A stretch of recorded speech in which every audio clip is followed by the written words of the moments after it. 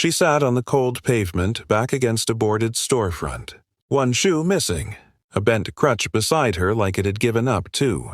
People walked around her, stepped over her, looked through her.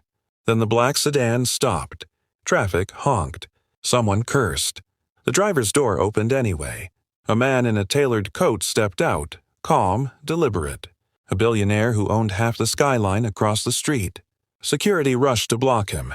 "Sir, she's homeless," one whispered. "Disabled." The girl lowered her head, already bracing for rejection. But the billionaire knelt in front of her and said something that made the entire street fall silent. "Stay with us. Don't look away." What happens next changes everything.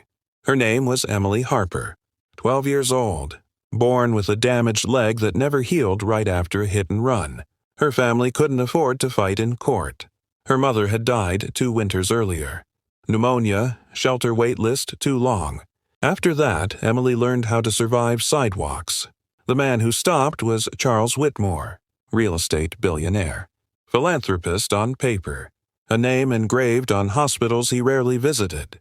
Witnesses gathered fast. Drivers, shop owners, security guards with hands on radios. Some annoyed, some curious, none kind.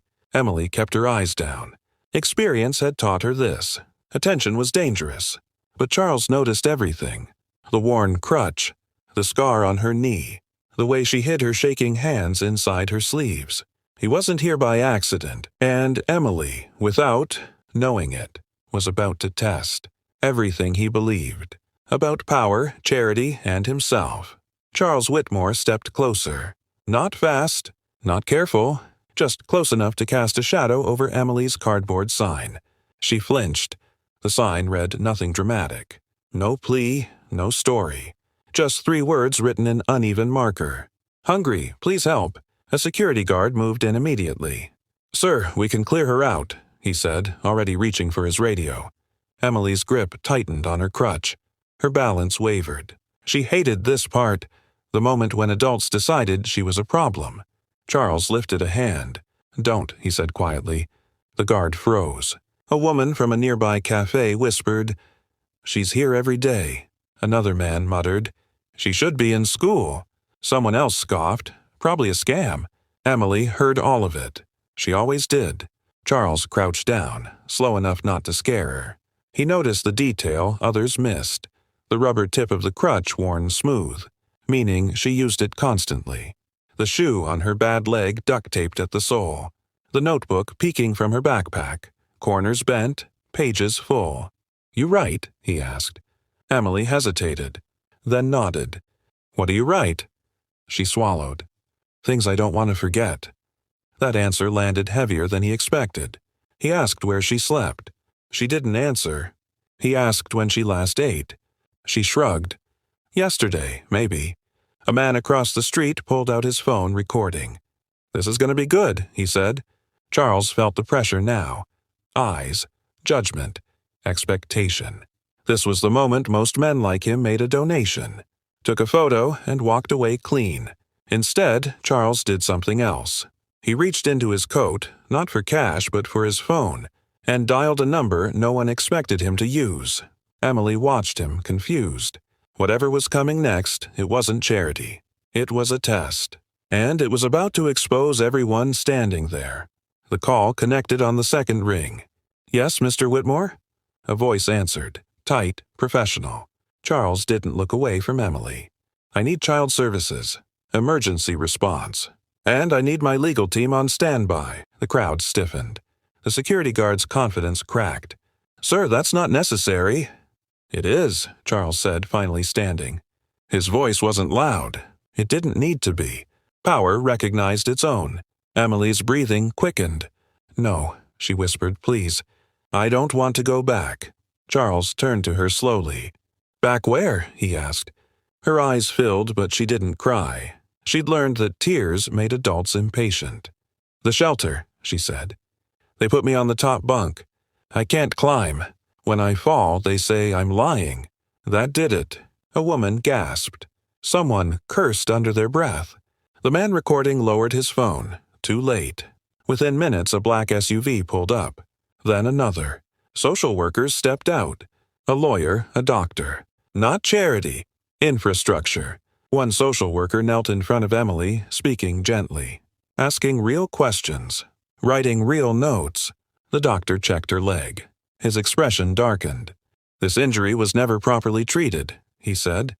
"She needs surgery. Physical therapy. Months ago." The words hung in the air like an indictment. The cafe owner who had complained earlier stepped back. The guard avoided eye contact. Silence spread, not awkward but heavy, the kind that forces reflection. Charles turned to the small crowd. "You walked past her every day," he said, "and told yourselves a story that made it easier." No one answered. He reached into his coat again. This time, he pulled out a business card and handed it to the lead social worker. "She's under my foundation now," he said. "Education, medical care, housing, immediately." Emily stared up at him. "Why?" she asked. "You don't even know me." Charles crouched to her level once more. "I know enough," he said. "You survived what others ignored." Tears finally came, but not from her. From a woman in the crowd. From the cafe owner.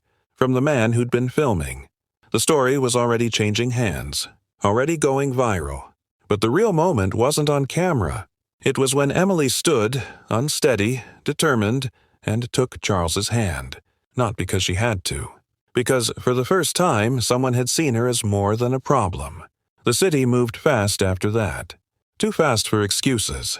Within 48 hours, the shelter Emily had feared was under investigation. Inspection reports surfaced.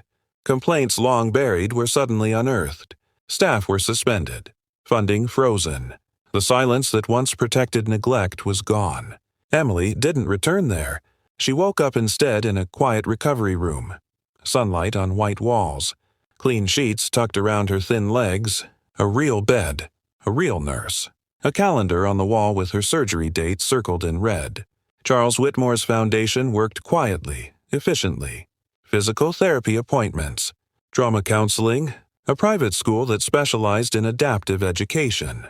A small apartment with a ramp instead of stairs. Stability instead of survival. But the most powerful change wasn't money. It was presence. Volunteers showed up. Teachers learned her pace. Doctors explained instead of rushing. And Emily, who had once counted coins to feel prepared, started counting books. New ones, heavy ones. The kind that smelled like possibility. Across town, consequences landed hard.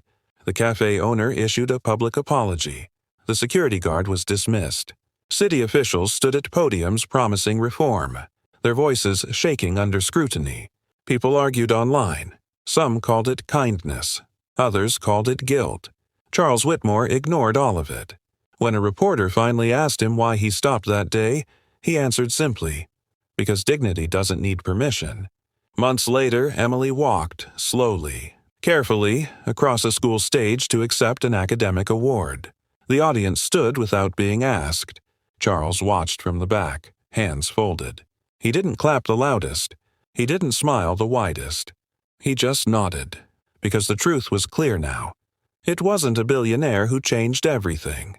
It was a girl the world had tried not to see, who survived long enough to be noticed. And once she was, nothing stayed the same.